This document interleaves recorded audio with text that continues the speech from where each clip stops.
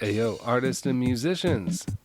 Who, us? Yeah, do you want your own vinyl records? Yeah, but I can't order 1,000 of them. Or wait like a year to get them. Yeah, we're going on tour in 2 months. Check out our friends lathecuts.com.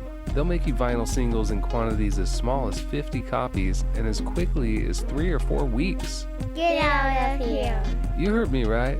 All their pricing is a la carte, and they can help you pick a package that fits your budget. Okay, who we talk to about this? You need to email my buddy Mike. His address is lathecuts@yahoo.com. And if you mention low profile, you'll get a 10% overrun on your order. So if I order 50 records, Mike's gonna send you 55. if I order 75, I guess you would get 82 and a half. Something like that. Remember, you gotta mention low profile to get that deal, and it won't be around forever. What was the address again? That's lathecuts@yahoo.com. Custom-made records in small quantities. Mention low profile to get a 10% overrun on your order. And emailing now.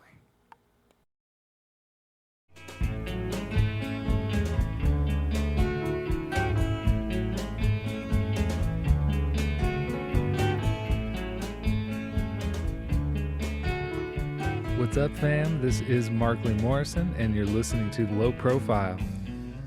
Our featured guest today is the producer and composer Jim O'Rourke, who spoke to us from his home in rural Japan, where he's lived for the past decade and a half. If you don't know him by name, chances are you're familiar with some of his work. He's got credits working with Sonic Youth, Joanna Newsom, Stereolab, Wilco, Gastro del Sol, as well as movie soundtracks like School of Rock and even Grizzly Man. My co-host today is Dylan Shearer, who, like me, was turned on to a whole world of sounds through Jim O'Rourke. There's a lot to unpack in today's show, but before I play you the interview, here's Sean O'Hagan from the High Llamas and Stereolab to say a few words about Jim. Okay, this is Sean O'Hagan talking about Jim O'Rourke. When I think back to those days in the 90s when I was working with Jim and he was coming to the UK and staying with me, and it's remarkable because the guy's a visionary and I had that time with him. It was amazing. He worked on Llamas Records, Stereolab Records, and I seemed to be around an awful lot. We discussed music. He was a voracious consumer of music. He'd be working on another collaboration, but then he would be forcing me to listen to Presence by Led Zeppelin. I didn't listen to Led Zeppelin, but Jim would say, you got to listen to this, or you got to listen to Supertramp, as well as Vahi and all the rest of it. I mean, the guy, he wasn't judgmental. He was an absolute voracious consumer and lover. He just lived in a musical world and always has, and I think to this day it is music and films are his absolute love. It was a joy knowing him. I would love to meet him again at some point. I may be dressed as a doctor, dear, but I'm not. I'm just acting up.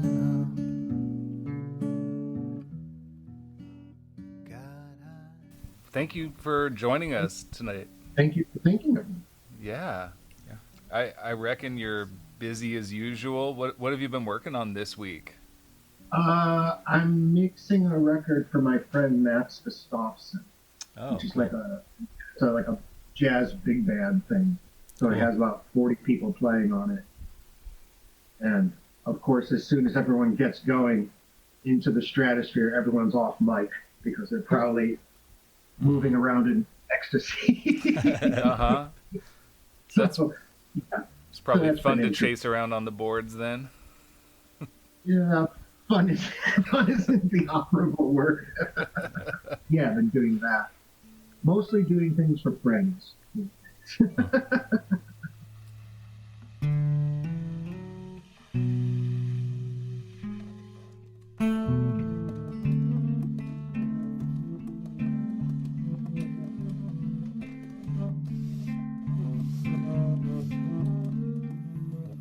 What did your parents listen to that stuck with you when you were small? My parents didn't listen to music. The only music they listened to was the Irish Hour on either Saturday morning or Sunday morning. It was a radio show. Otherwise, my mother didn't listen to music at all. My father had a few like Elvis records, things from that period. Otherwise, they weren't interested. There was no music in the house at all, except for what I was listening to. Okay, so that wasn't inherited then. No, very unused. No music in my family at all. They're from Ireland. Did you live in Ireland when you were little? I spent time there as a kid, but yeah, they're from Ireland. I didn't full on live in Ireland, but I spent enough time there as a kid to for it to, I don't think at the time an influence, but eventually an influence. And the fact that they never really became American. I mean, legally they did, but they never really adopted any Americanisms. Yeah, there was very little culture in the house, right? Outside of, Sunday morning. The Irish Hour and all the other things that happen on Sunday that the Irish must do. Did you go to church and everything? Oh, yeah, I was an altar boy. Oh, wow.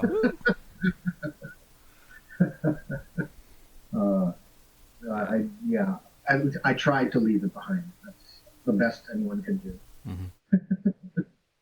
So were you playing church music at all? I read that you started playing guitar at age 6. Yeah, I mean, I got like an acoustic guitar and I took lessons, I believe. I took lessons. But I don't think that, no, I was never good at keyboard, so I wasn't involved in any of the grade school. God, now that you mentioned it, I can't remember if there was any. I don't think until high school, I don't think I was playing in any school-related music. I must have been, though. But I don't remember. I know in high school there was concert band at the boys' school and there was orchestra at the girls' school, and I was in both of those. Gotcha. Playing double bass in the orchestra, and I played percussion and like marimba in the concert band. And then there was a jazz band in high school, and I played guitar and bass in the jazz band as well. What warped your mind from at an early age to sort of eschew pop music and what was going on in that? I didn't eschew pop music. I think probably because there wasn't much music in the house. I had no context, so everything I got into was just by going to the library, and if I liked something, I would always cross-reference it. It was, very easy. It's like something as simple as like, well, I like this record. It's on the ECM. What else is on ECM? Yeah. And at that time, it was, you'd walk into a record store and there'd be Frank Zappa posters on the wall or whatever. I mean, what people now considered weird music was not really looked upon that way at the time. I mean, it was still kind of part of the mainstream. Maybe not as successful, but most things were still being released on major labels. Yeah. So I mean, it wasn't like the stuff wasn't available. I mean, when I was a kid, even this is the 70s, so the real shift didn't really happen until like 82 or so, with the rise of like things like rough trade, this beginning of a real division of things that are existing outside of the mainstream. Right, labels as like a culture factory. Yeah, exactly. Yeah. So it wasn't in the 70s. It wasn't difficult to find things that people would now consider strange. I didn't think it was strange. I just, whatever appealed to me, I would then cross-reference it to something else, and it was the same way with films.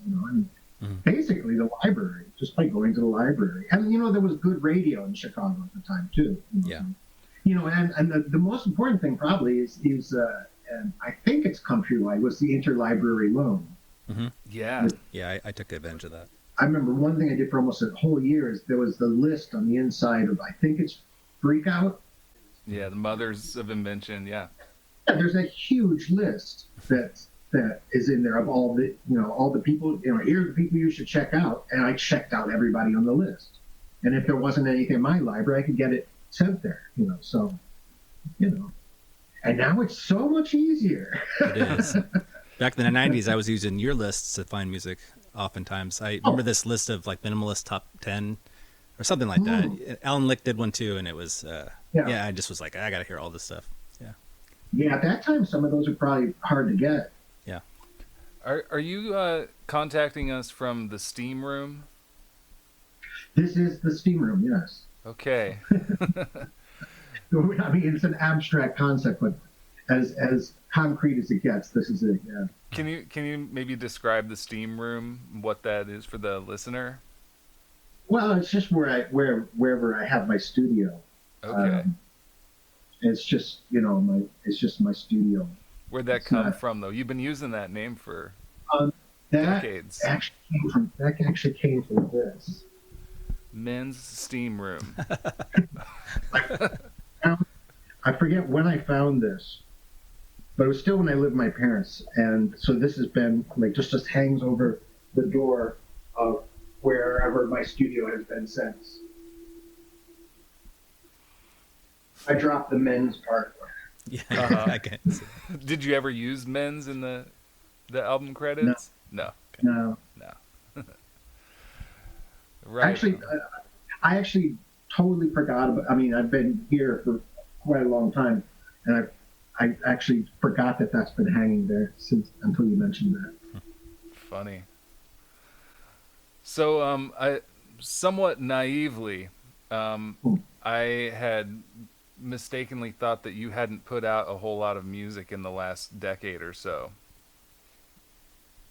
And well, I mean, not physically, no.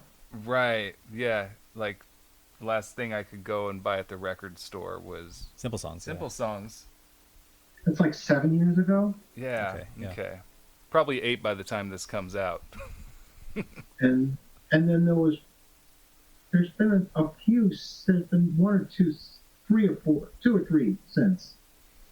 That you can buy in the States. Yeah, I wonder.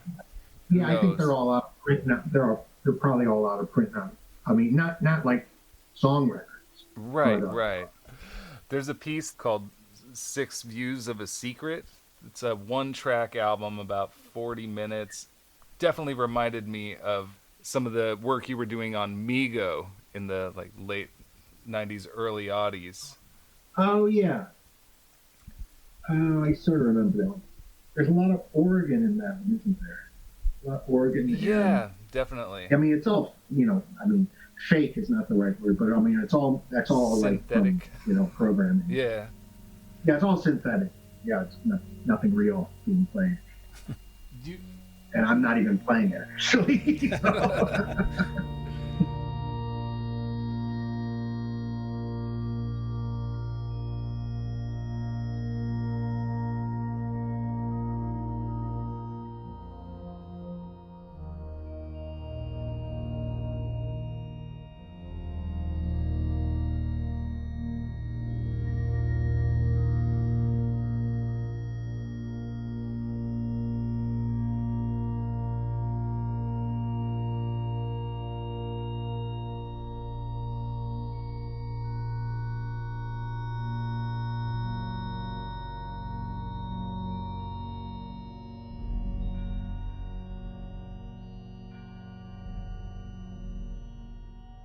Are you doing much ensemble work these days? No, very little.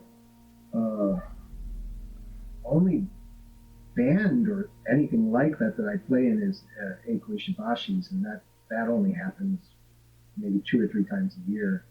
And then the group Eiko and I have with Tatsisa Yamamoto, we only play maybe once a year. Otherwise, no. I mean, since I moved out of Tokyo, I'm basically just in this room every day. Oh, you're out of Tokyo now?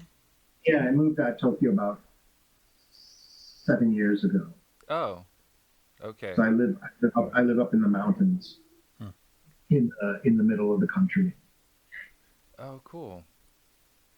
Mount Fuji, right up this way to my left. What's your what's like kind of your daytime routine out of the steam room? What is there to do where you live? Oh, to do? Yeah. Well, there's plenty to do in here, so. Sure.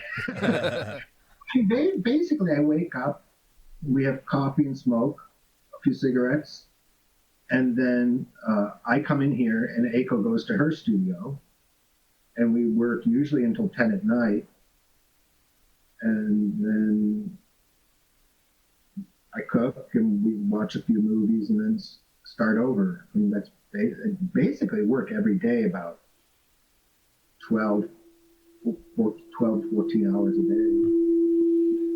You bring some Chicago flavor to your kitchen? No. No. No. Fully transitioned, yeah. Put the past behind you. Yeah, well, I've been a vegetarian since I was like 13, so Chicago cuisine, except for Lou Malnati's pizza, which I would like to eat one more time. Outside of that, yeah, there's no real Chicago cuisine that I really ate much after a certain age, actually. Sure. I remember places when I was younger. I remember Jeans and Jude's, which is a hot dog / cocaine dispensary next to the Thirsty Whale. Thirsty Whale was like this heavy metal club in Chicago in the 70s and early 80s. Are you still doing film scoring? We just watched one from a few years back. And but we kind of wanted to pick your brain about that whole process, that gig. No, I actually I haven't gotten many offers to do film scores. I actually haven't done that many. Well, we were watching The Creeping Garden, the documentary about slime. Did you score that? Did you compose that while watching the film? Are you playing live to the, like Neil Young did for Dead Man? No, because one of the directors of the film was a film critic that specializes in Japanese films, and he was in Japan around the time I moved. A guy named Jasper Sharp. So he was just like a pal. So when they were making that film, he asked if I would make some music for it, and that was more of a situation where I understood what the film was about. He talked to me about it. And then I basically made stuff and sent it to them, and they put it where they wanted. It was more of a situation like that. Okay.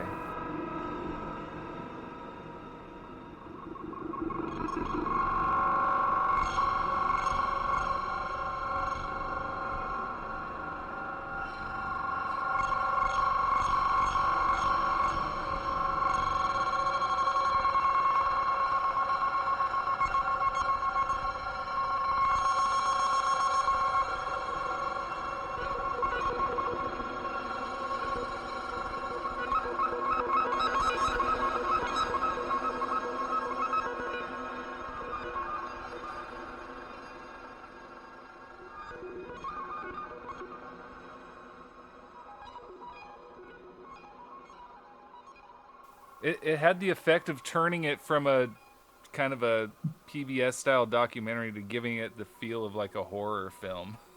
Yeah, I mean that's what he wanted. We talked about how, like Saul Bass's Phase 4 and the tone he was going for. So it wasn't like a regular sort of like film scoring job where I got to take rushes or whatever. And it was basically sent them stuff to use, and they used it where they wanted. Okay. What about the Grizzly Man soundtrack? How'd you get connected to that? That was 2 days in a recording studio in Berkeley, and Herzog was there, and basically we'd sit in the room and talk with Herzog, and he'd show us scenes, and then they'd hit record and we'd go. I mean, except for one thing, it was all improvised, and that was great though. That was great. Yeah. I mean, Yeah. it was really great. It was super great. He seems like he's potentially a very silly guy. Yes, he's very funny. He's very, very funny. Yeah. He's insanely funny. And he's very nice. Yeah. I mean, that all happened because of Henry Kaiser. Oh, okay. He was part of that too, right?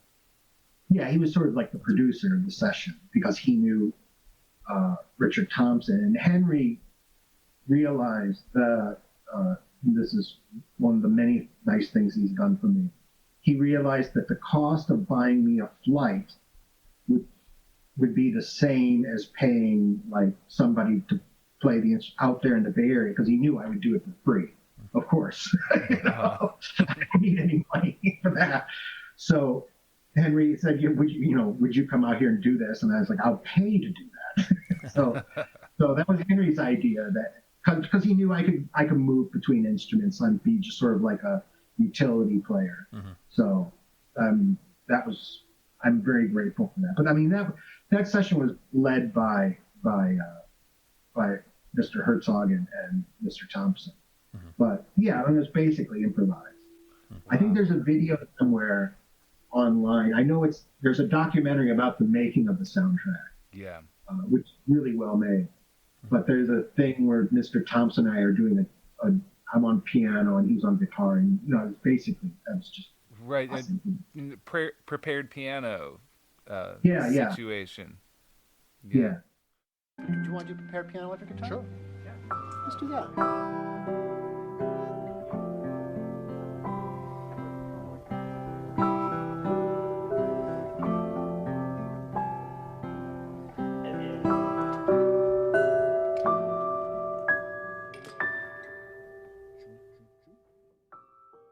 Herzog, obviously, like a legend that you're going to jump at the chance to work with in any way, shape, or form.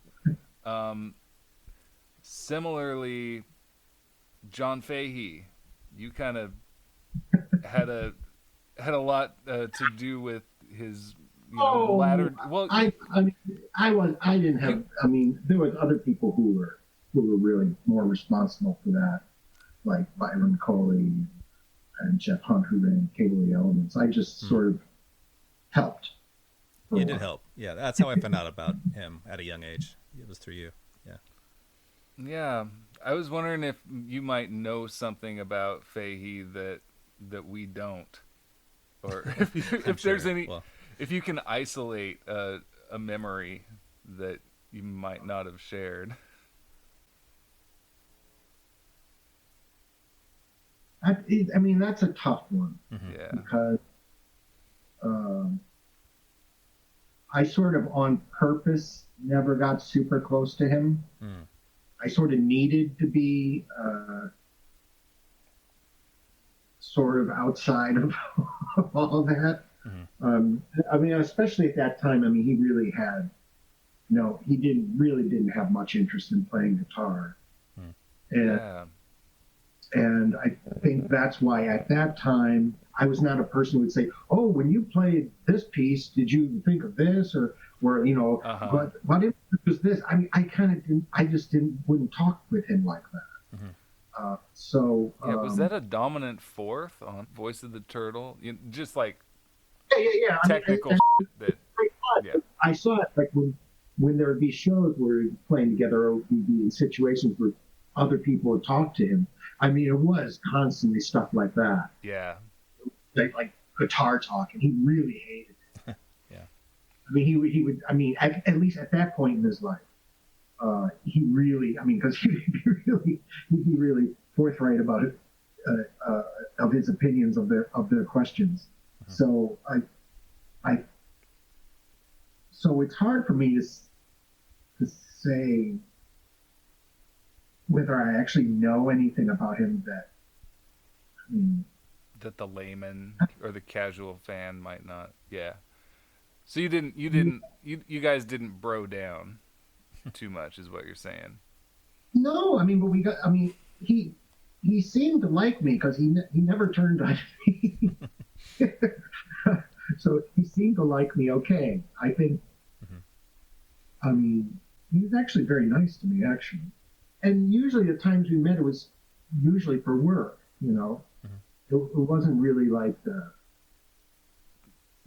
beach picnics. Hangout time. Although, I mean, there was, because he was, at one point, I don't know what recording, but he was sort of living in my apartment for a little while.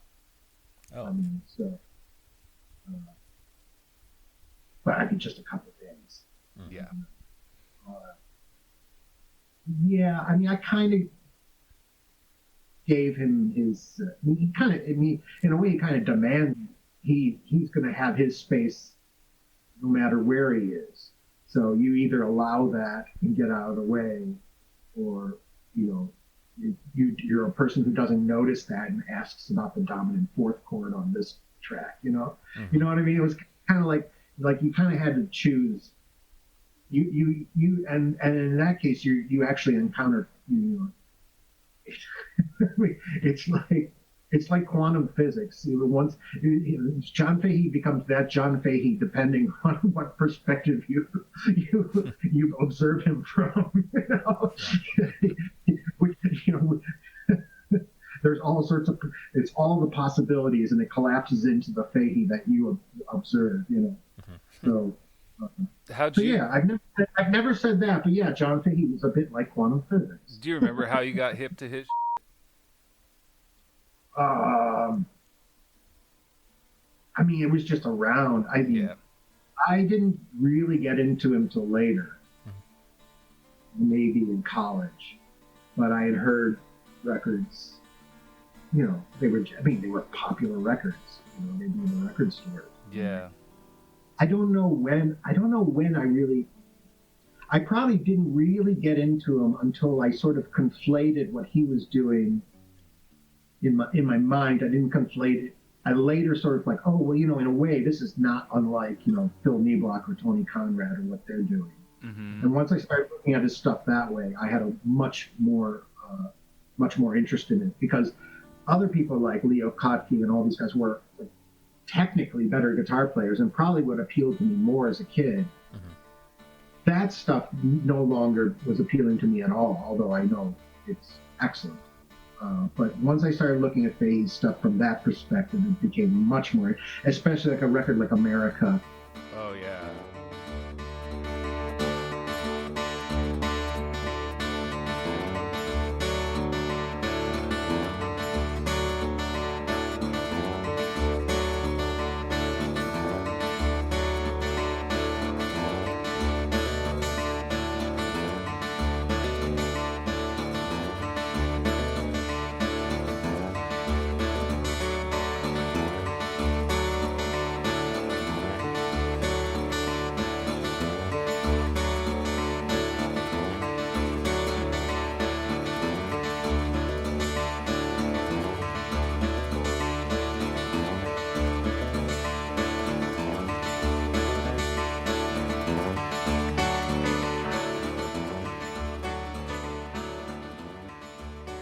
Totally a bunny trail, but I was just wondering if you ever thought of writing a book.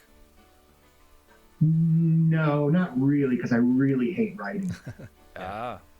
I really hate doing emails, writing, and just writing is the one thing I really don't like doing. Are you similar with lyrics? I've only written lyrics when I had to. Mm-hmm. What do you mean you had to? Like it was going to come out of you and you couldn't stop it, or like because it's part of whatever that thing I'm making is. That's one of the elements. Mm-hmm. Outside of that, I've never written lyrics. Did that start when you were in Gaster del Sol? Was that? I didn't write any of the lyrics in Gaster. That was all David. Okay. Yeah. Even on the Camoufleur, did you not write a song on there? Mouth Canyon? Well, lyrics. Lyrics. No, lyrics. Okay, so you didn't write those lyrics. Okay. The lyrics are all David. Okay. I had no interest, and I had never written lyrics. So I don't think I even made a comment. Those are all David's. So that started then with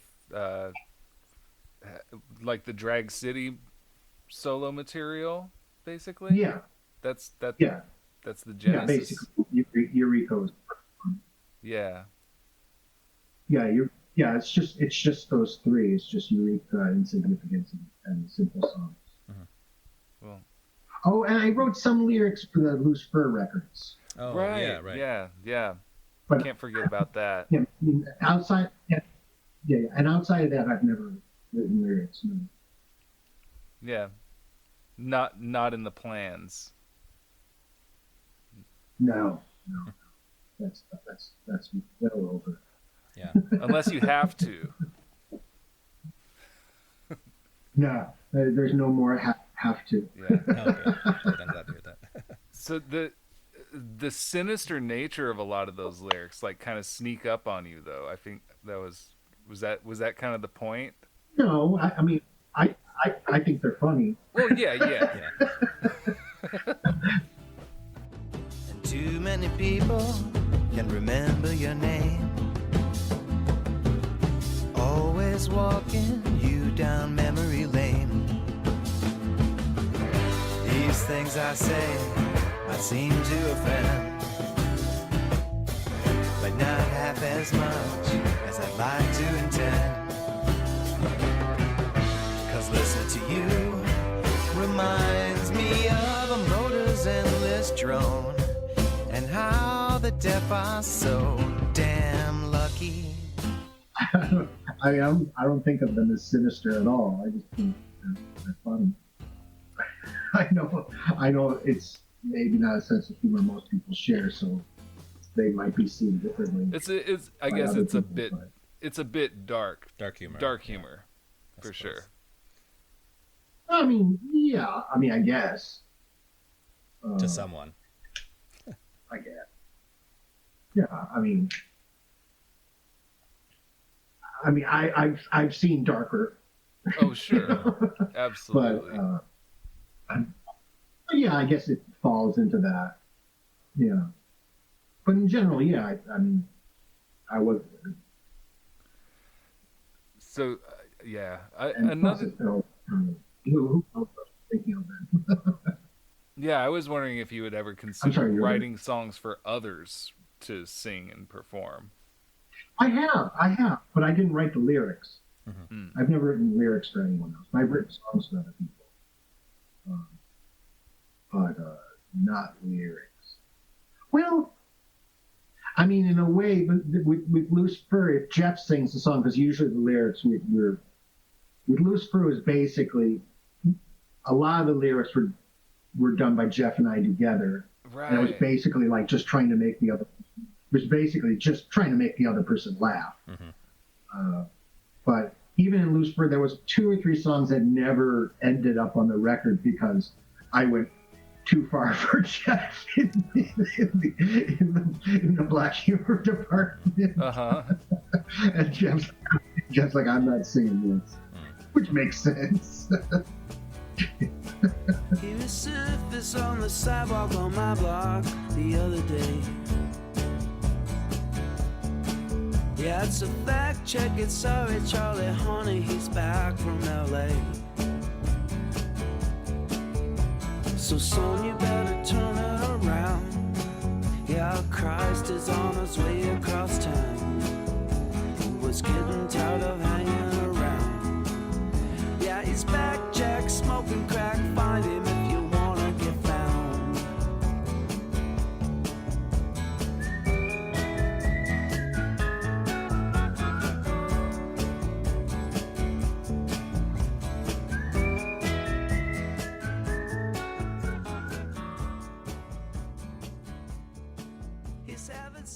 How did you and Jeff Tweedy start hanging out? There was a festival in Chicago called Noise Pop where they would invite people to the festival and ask them what they wanted to do, like do a collaboration with this person, whatever. And Jeff wanted to do something with me, and so I got this call from either the Noise Pop people or straight from Jeff, and then I said, okay, why not? And he came over to my house, and basically I just was playing records for hours. And then we decided to, I don't remember, then I think went over to the loft and we just started writing stuff. And I decided it would be easier if my friend Glenn would come and play drums. Then it would make everything much easier. And then, of course, what happened then is already famous story. There's a giant 12 or 18 LP box that just came out about that story.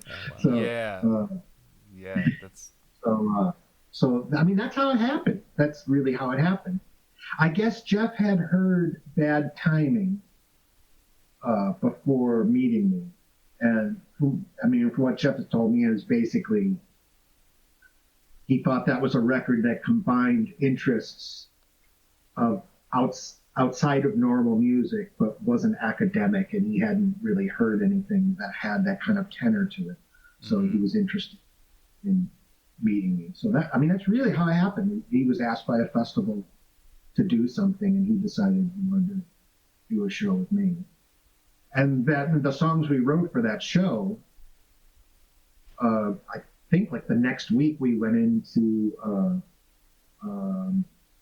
what was the name of that studio? Went to a studio that was that my roommate at the time was an engineer at, and we just recorded the record in a couple days, the first Loose Fur record. But then I think right around that time, then afterwards is when all the mixing and Yankee Hotel started, and I think what happened was we were ready to put out the Loose Fur record right away, but the management of Wilco or something wanted us to wait until the Wilco album came out, and at that time I was like, oh, okay, that'll be like 6 months or something. But it ended up being like 2 years. Oh wow! Before, so you guys were sitting on that for a while. Yeah. The Loose Fur record was recorded like 2 years before it came out. Wow. Huh. It was recorded before Yankee Hotel Foxtrot. Wow, that's or like while they were recording it. Simultaneous. Yeah. Because Glenn wasn't in Wilco then. Right. And so and you mostly you did your knob tweaking board work for that record, which is phenomenal stuff. Like that I had not heard mixing like that on like a commercial record. You had this similar role working with Joanna Newsom, but by proxy, Van Dyke Parks did work on that record as well. And did you guys cross paths? No. On that record? Because I know you're a nerd for Van Dyke. No. I've only met Van Dyke briefly for like maybe 10 seconds in Japan about 15 years ago. No, the all the recording was already done when I came into the picture, and it was. I mean, it's sort of complicated because one of the things, if someone wanted a good mix, they can get a great engineer. Mm-hmm. It's not like I'm a great engineer. They can get Mr. Albini or other great engineers. My thing is that there's a certain thing that I do when I mix, and it's a kind of half somewhere between mixing and producing, because I make editorial decisions. Yeah. And I can understand some people don't like that, but that's what I do, and if that's what you want, I can do it. Yeah, you're the guy. If you like the particular way that I do. So with the Joanna record, it was sort of a strange situation because that's kind of what I was being brought in for. But that also means I would be making decisions about cutting parts of the orchestration. Right. Which in that case put me in a very awkward position. Right. You're messing, for lack of a better word, you're messing with, Van Dyke Parks' new baby. And it seems like that's like a high pressure situation to be in. It was a little bit unfair. It was kind of like good cop, bad cop. Uh-huh. Yeah. Okay. It really was it was kind of that. And it's understandable. And I was never upset about it. But it really kind of was that. That's really what was going on. Mm-hmm. So, I wasn't intimidated because I was going to make that record sound what I thought it should sound like. And if that's not what she wanted, that's fine. But it is what she wanted. Mm-hmm. Yeah. She knew. Yeah, usually I don't let people in the room. I don't let the band or whoever in the room when I mix. If you really want what you think I can do, you have to let me do it, you know. Or if you have ideas about what you want to sound like, then okay, then I'll engineer for you. But they're really two different things. Kind of, I've got to get into like completely different modes of working for those, you know. Pa pointed out to me for the 100th time tonight the way the ladle leads to a dirt red bullet of light. Squint skyward and listen, loving him we move. So yeah, but I wasn't intimidated by the Van Dyke thing. I mean, it was exciting, of course, but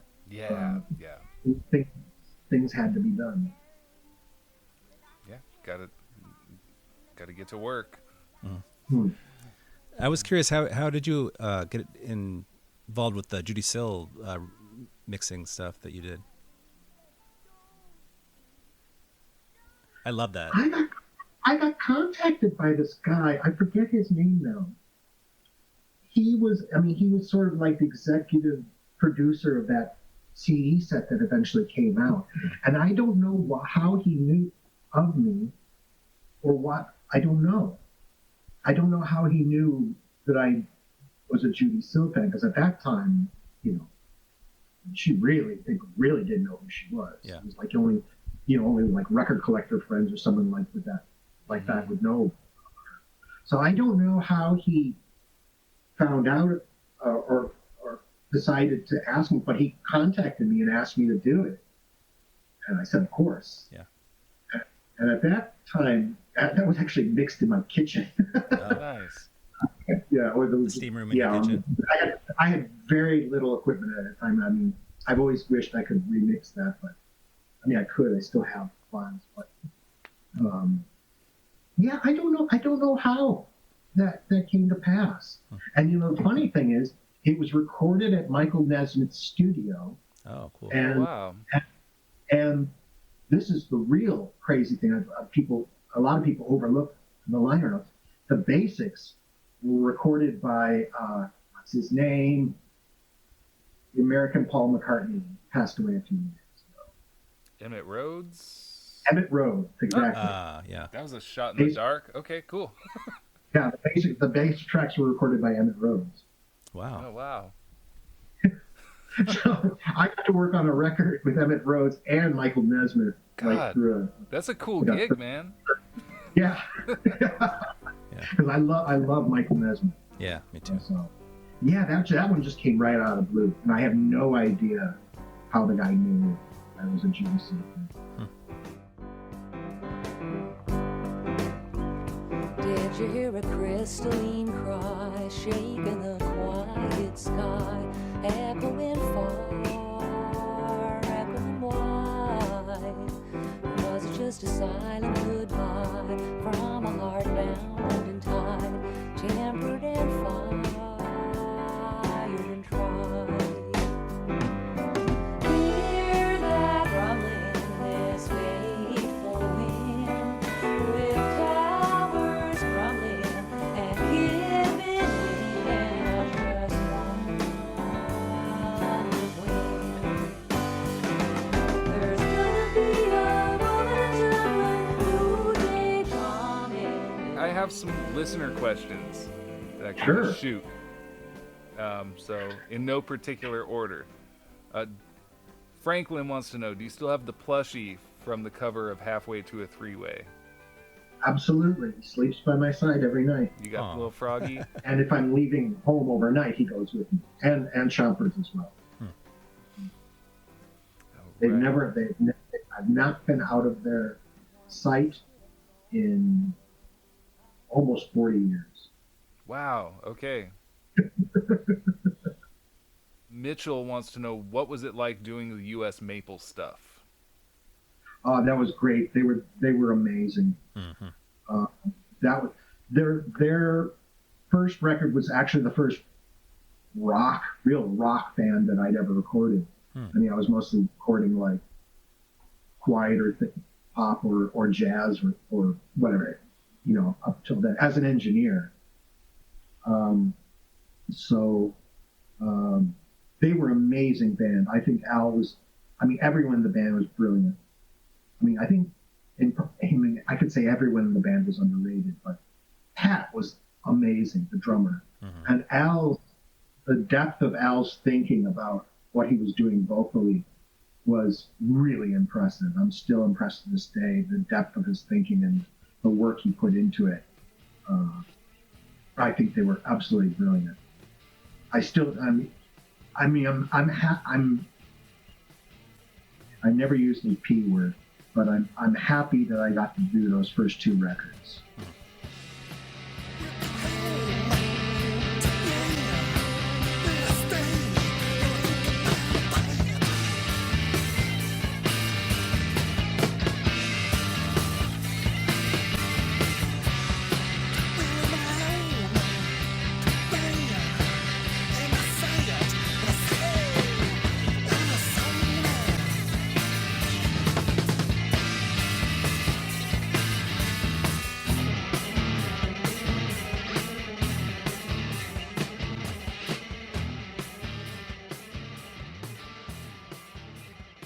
Amazing musicians, and also amazing in the way that they didn't let their amazing musicianship get in the way of what they were trying to do. So I still have enormous respect for them. I'm glad I didn't screw up their first 2 records. They hired the right guy. Well, I don't think. At that level, it's not really like hiring, you know what I mean? But yeah, I think they were fantastic and sadly still underrated. People were still listening to them. Mike Wilson sent us probably a good hour's worth of questions. So. Oh goodness. Yeah. Okay. Good ones. How do you picture your own legacy at this point? That's the easy one. No, I don't think I have one. Okay, yeah. Fair. Here's one that I know you've probably come across before. It's about your music and accessibility for streaming. Our friend April wants to know why, like, your Mego music isn't available to stream. And well, it is. Right. I found some on Bandcamp. So basically, I just don't do Spotify. I didn't do Apple and those until the sound quality was good enough. Ah, okay. The business model of Apple Music isn't that great, but it's not. The thing is, I get to see this because, like, some things that I've done, like Sonic Youth stuff or the Wilco stuff, I have no right to say where any of that stuff should be. Right. As a participant. I was a participant. I don't have that right to say no. But because that stuff is up there, I've seen, what you get from Apple, and I've seen, so I know. Apple thing's not that bad. To me, that was just the sound quality's got to come up, and it did, and then it was fine.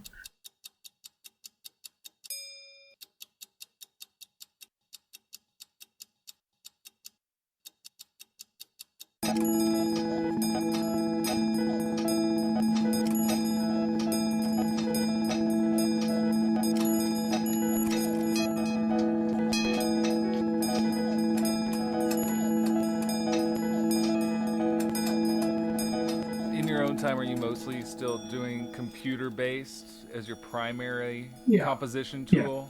Early-ish adapter of playing the computer before an audience. I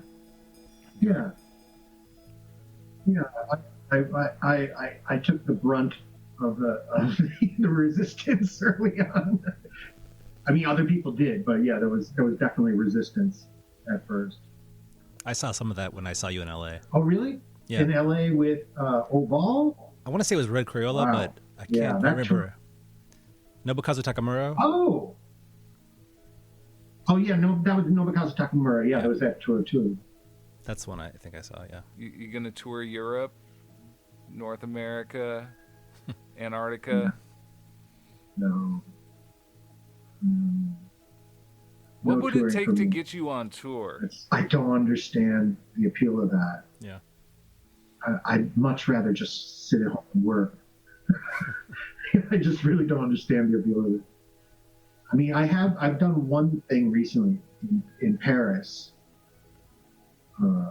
but that was like a thing that I had written for orchestra and then like live multi-track sound. Oh wow! And that was I went for that because it was at the GRM, which was my like college years dream, was to do something at the GRM. So there was like, okay, That's worth showing up for. yeah. And plus, my partner Aiko, she had a European tour, and she doesn't speak English very well. So I basically was I went as a translator. And then she was like, okay, and this will happen. These things are happening at the same time. Okay, but outside in terms of touring, no, I don't want to do that. You've been in Japan since what year? Around, it's either 2005 or 2006. Oh, it's been about 17 years. Do you think in Japanese now? I do, yes. I don't speak English very often. Yeah, I was wondering. I have a weekly thing with a few friends. It's like a programming thing that we do every week. And since I've been doing that, my English has actually gotten better. Because I do at least speak 2 hours a week because of this Zoom meeting I do with friends from the UK. But before that, actually, my English was it was a bit mangled. The grammar is different. Yeah. The sentence structure is different. So I would occasionally speak in English with the sentence structure of Japanese. But yeah, I speak enough now a week that it's okay. Are you collaborating with others remotely, like Yeah. these days? Is Yeah, that most of that stuff is like with really old friends, like even going back to like the 80s, you know. yeah? Are you still buddies with any of the Illusion of Safety? I mean, I hear from most of the people like sort of went off, like the people who were involved when I was involved. Most of them have been off the map for a long time. I mean, at least to me, you know, they stopped doing music. I still hear from Dan once in a while. I mean, I think Dan isn't even doing it very much anymore. Was that the first proper like ensemble you were in, like band style? No. But it was the first thing that I was in that I didn't start. That I wasn't like something I was starting. Mm-hmm. It was the first like joining someone else's project.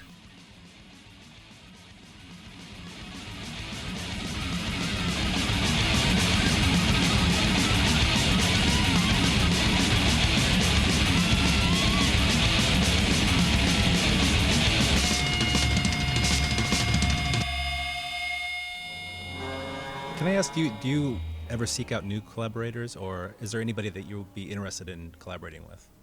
The closest, the closest that I've ever come to doing that was with Francois Bonnet, Castle Jaeger. Because he had one or two records out, and I thought they were great. And I remember telling Peter Rayberg, I was like, oh, this guy's great. And so Peter checked him out, and then he started putting his stuff out on Mego. And I think I just wrote to him, and it ended up that he actually worked at the GRM, and now he's the boss at the GRM. But that was the closest. I actually wrote him a fan letter. And, but it wasn't like, let's do something. It was more like I helped set up some shows for him in Japan. And he came, and we just went to my studio and did stuff. You know, it wasn't like I've never written anyone. Maybe when I was a stupid kid, I did. But like when I was a stupid kid, like in my teenage and early 20s, I know.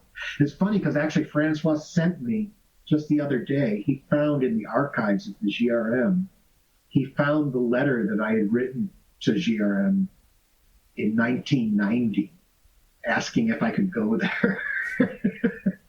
And luckily, it wasn't as embarrassing as I feared it would be. But it would. I mean, it did have things like, I was like, I'm a composer. I was like, oh God. Oh God.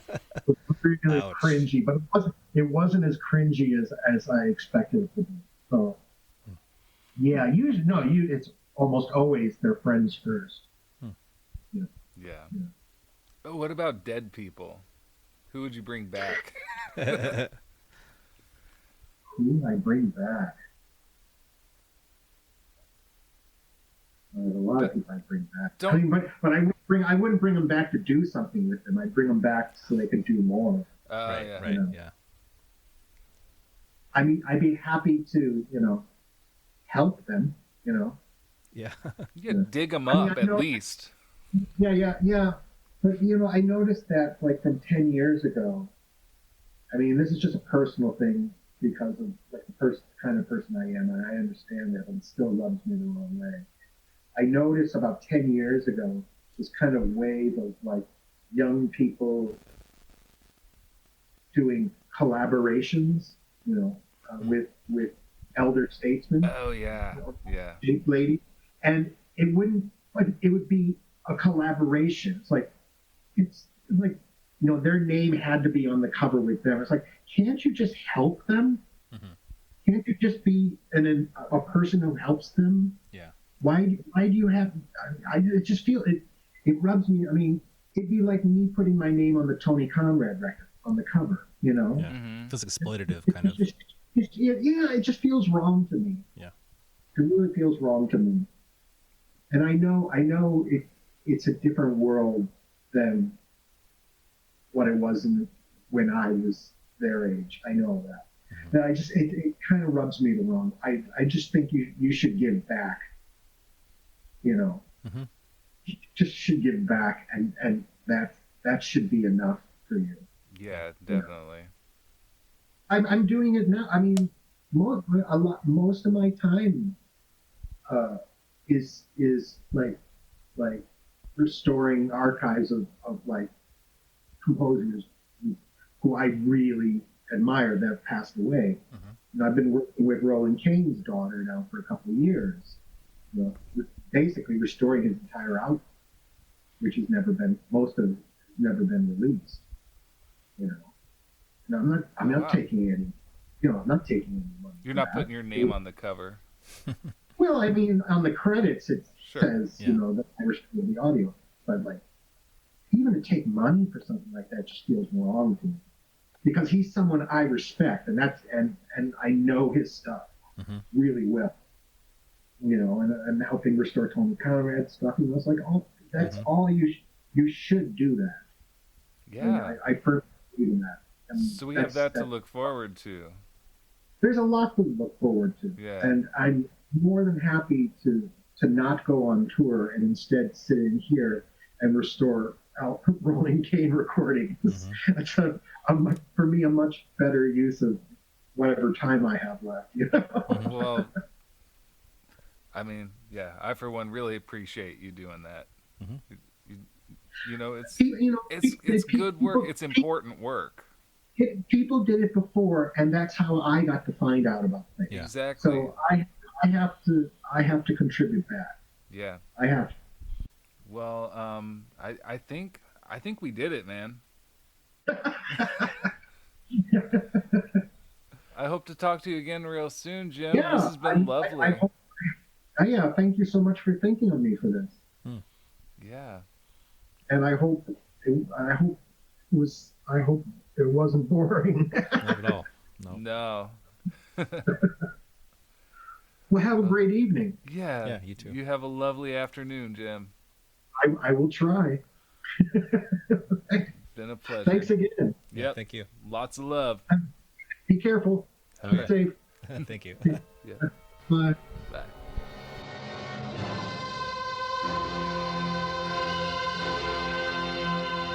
This has been the 70th episode of Low Profile, featuring the producer and composer Jim O'Rourke. Thanks to my co-host Dylan Shearer and to Lonnie Morrison for the illustration that accompanies today's episode.